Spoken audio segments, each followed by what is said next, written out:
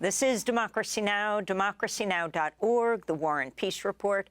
I'm Amy Goodman. And I'm Nermeen Sheikh. Welcome to our listeners and viewers across the country and around the world. Alabama's largest hospital has paused in vitro fertilization treatments as it works to assess the impact of a ruling by the Alabama Supreme Court that said frozen embryos should be considered children. In a statement, the University of Alabama at Birmingham Health System said, quote, "We are saddened that this will impact our patients' attempt to have a baby through IVF, but we must evaluate the potential that our patients and our physicians could be prosecuted criminally or face punitive damages for following the standard of care for IVF treatments." The ruling stems from appeals cases brought by 3 couples whose frozen embryos at a reproductive clinic in Mobile, Alabama, were accidentally destroyed when a hospital patient dropped them on the floor.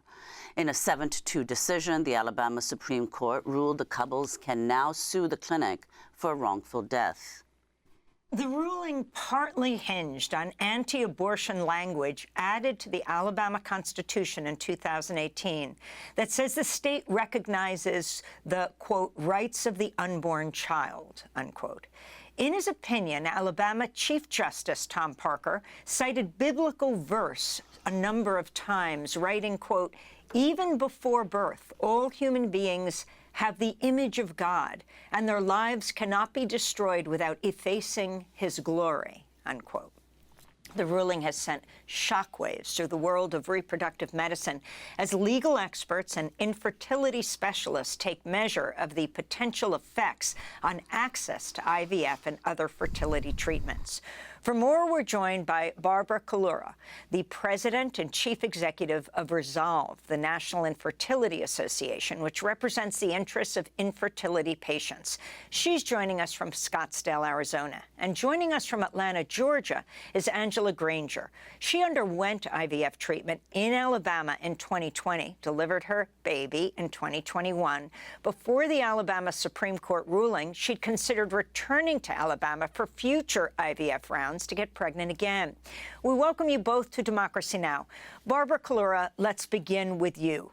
Can you respond to this ruling and what it means for people all over the country? It's a shocking ruling. It is something that is going to terrify people all over the country that this might happen in their state. Certainly in Alabama, quite honestly, we have been predicting that something like this might happen, hoping it never would, but we are getting closer and closer to this.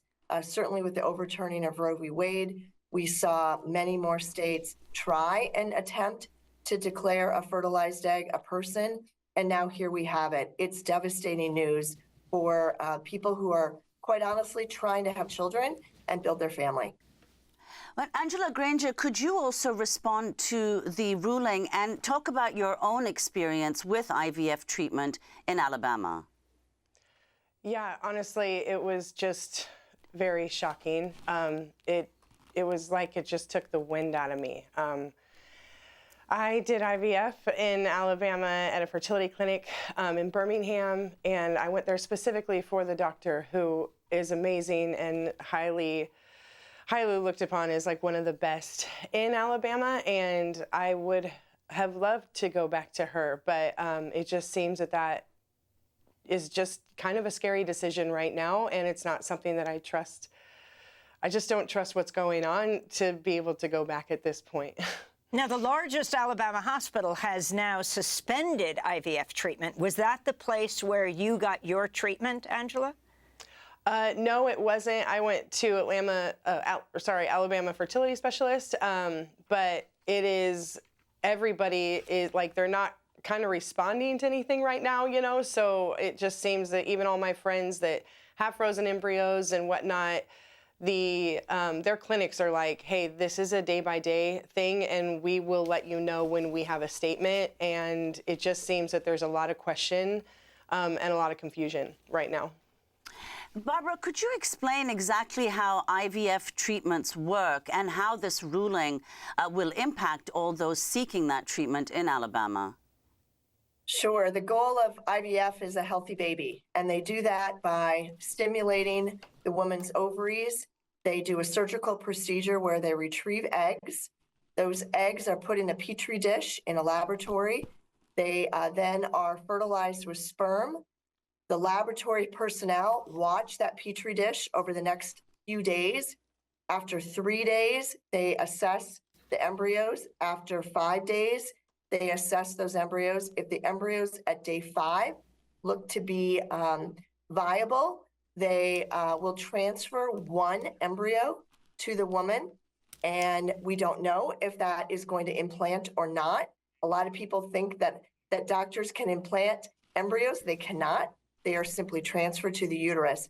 What happens to those other embryos that were in the petri dish? They are cryopreserved or frozen. That is a standard procedure. Embryos have been known to be cryopreserved and result in live births after 20 years of being frozen. So this is really it's modern science, but the state-of-the-art care. So those frozen embryos are future attempts for that person to try at pregnancy. Those embryos are thawed one at a time, and then they are transferred again to the woman. Look, if we are talking about a frozen an embryo as a person or as a child, can we actually even freeze them? That is a question that we have.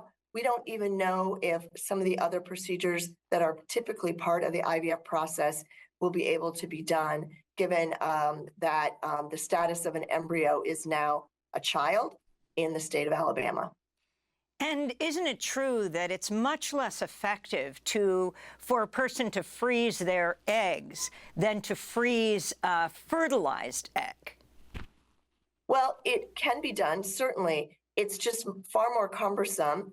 It's not as effective, as you said, and it's going to cost more. So if we retrieve those eggs from the woman and we freeze the eggs, so there's no petri dish, no fertilization, and then we thaw one egg at a time and try and fertilize that, wait those 5 days, see what happened, and then start over. It seems incredibly cumbersome. I can't even imagine what it will look like in the laboratory to do IVF this way. And it's certainly going to cost more, and it's going to put women through more. Keep in mind, for every one of these transfers, and I'm sure that your guest who's on can tell you this, you're put on medication. Sometimes it's injectables, sometimes it's a pill, and you are preparing your body for that embryo. You want a pregnancy. You want the highest chance of pregnancy.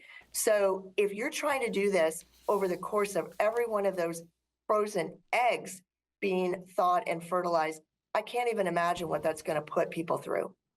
Well, I'd like to go to a response to the ruling from UN ambassador and Republican presidential hopeful who was speaking on an interview with NBC News on Wednesday and was asked about the ruling.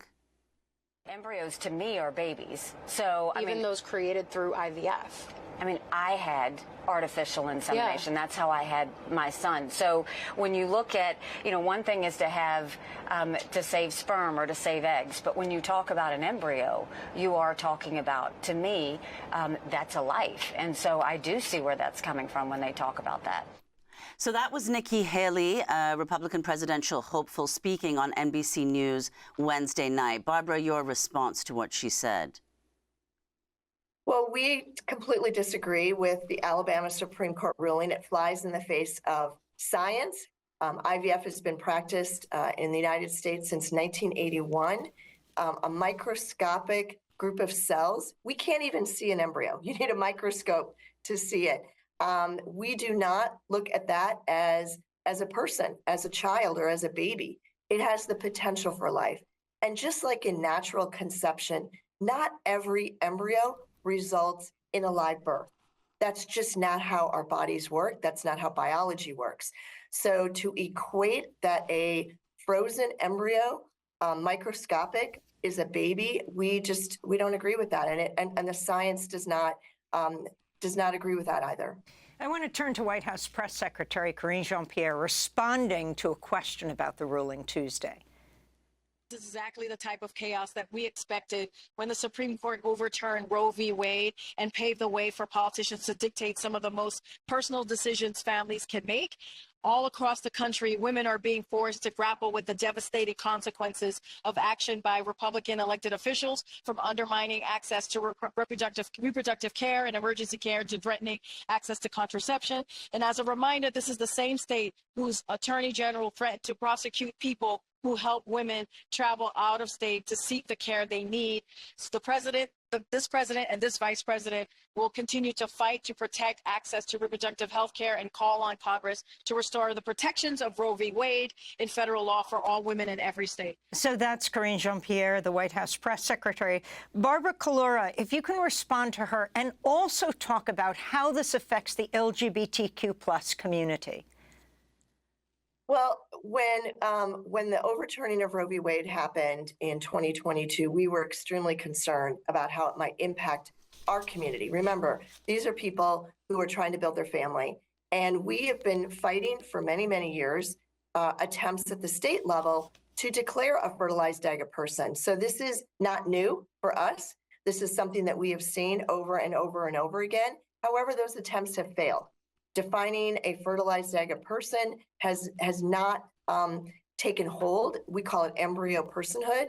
And yet we were extremely concerned that now the floodgates, if you will, would be opened after the Dobbs decision. So this is something that I hate to say we predicted and we thought might happen.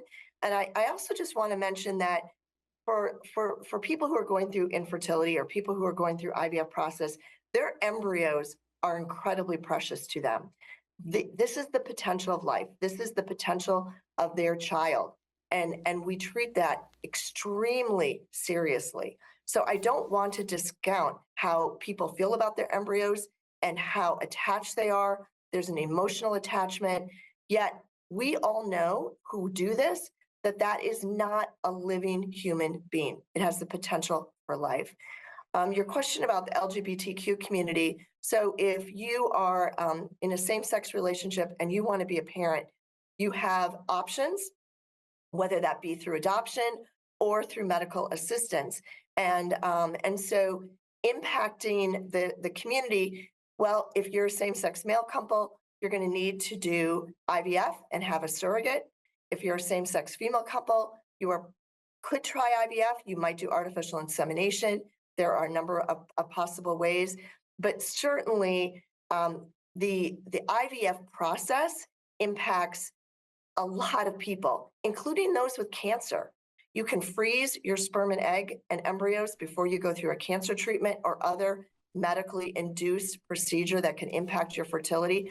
So please understand, this impacts a very wide group of individuals. And Barbara, could you explain, do you see this as part of a broader attack to restrict reproductive rights? And also, are you concerned that other states might follow suit? Well, I'm going to start with your second question. We absolutely are concerned that other states are going to follow suit. We have seen states get right up to the edge of this and try for this. I now believe that they're going to look at this as a precedent. They're going to look at their own statutes and make sure that they're airtight, that embryos are included in these potential wrongful death statutes. And I'm absolutely convinced we're going to see legislative attempts to define what a fertilized egg is. This is about defining when life begins. To answer your first question, this is kind of the holy grail. We talk about pregnancy, we talk about an embryo in the womb, but we have embryos outside of the uterus. And what is their status? This has been what the anti-choice movement has been wanting to do and to define very, very clearly that this is life, that this is a living human being.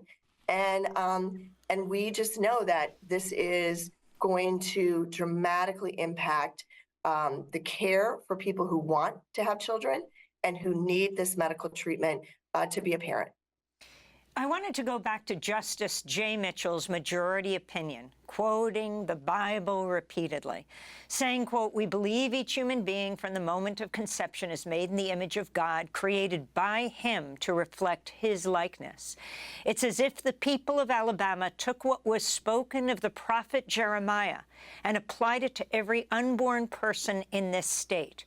"Before I formed you in the womb, I knew you. Before you were born, I sanctified you," Jeremiah 1:5.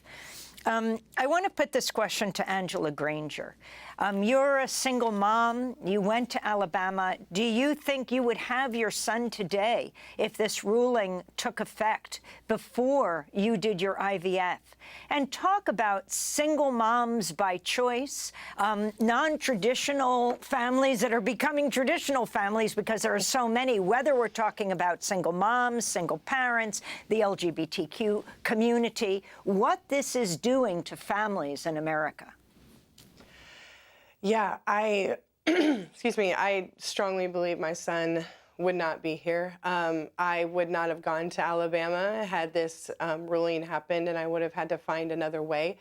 Like many in my community dealing with IVF, I'm a single mom by choice, meaning I use donor sperm in order to conceive my son.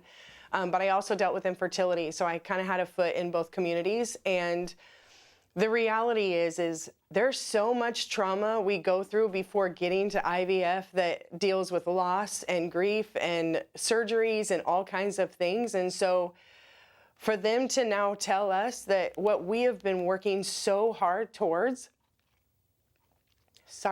is something that now we might be negligent or be charged for murder or something it is so offensive, and it just adds more trauma to the trauma we're already going through needing to do IVF.